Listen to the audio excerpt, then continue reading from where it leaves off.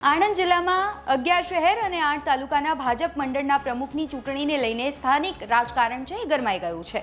આણંદ જિલ્લાના ભાજપ કમલમ કાર્યાલય ખાતે આણંદ, વિદ્યાનગર અને કરમસદ શહેર દરેક બૂથના પેજ પ્રમુખ પાસે સેન્સ લેવામાં આવી રહી છે। આ ત્રણેય શહેર માટે 30 દાવેદારો હોવાથી નિરીક્ષકો પણ મૂંઝવણમાં મુકાઈ ગયા છે।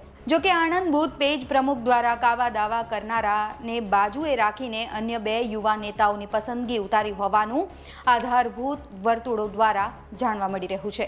પ્રદેશ ભાજપ દ્વારા નવા સંગઠનની રચના અંતર્ગત આણંદના 11 શહેર તથા 8 તાલુકા ભાજપ મંડળ પ્રમુખ માટે 7મી અને 8મી ડિસેમ્બરના રોજ દાવેદારોના ફોર્મ ભરવાની પ્રક્રિયા હાથ ધરવામાં આવી હતી। ત્યારે આણંદને મનપા નોટિફિકેશન જાહેર થવાની શક્યતાના પગલે આણંદ, વિદ્યાનગર, કરમસદ ભાજપ મંડળ પ્રમુખની પ્રક્રિયા મોકૂફ રાખવામાં આવી હતી। જે બાદ પ્રક્રિયા એ ફરી એકવાર કરવામાં આવી છે, જેમાં 30 દાવેદારો એ મેદાનમાં છે।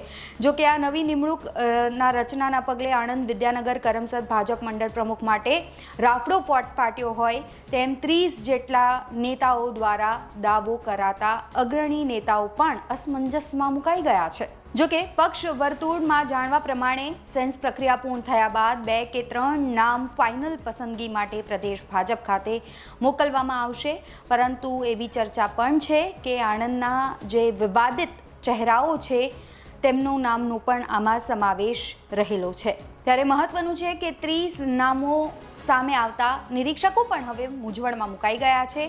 આણંદ, વિદ્યાનગર અને કરમસદ ભાજપના પ્રમુખ માટે 30 દાવેદારો એ મેદાનમાં છે।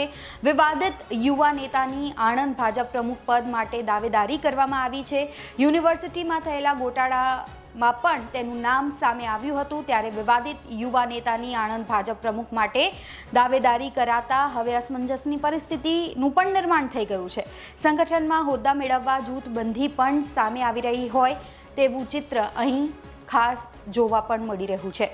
ત્યારે આ રેસમાં કોણ આગળ આવે છે, કોણ જીતે છે એ જોવું પણ ખૂબ જ રસપ્રદ રહેશે। અત્યારે આ રિપોર્ટ પર બસ આટલું જ। ગુજરાતના તમામ મહત્વના સમાચાર જોવા માટે અને જાણવા માટે આપ જોડાયેલા રહો ગુજરાત તક સાથે। નમસ્કાર।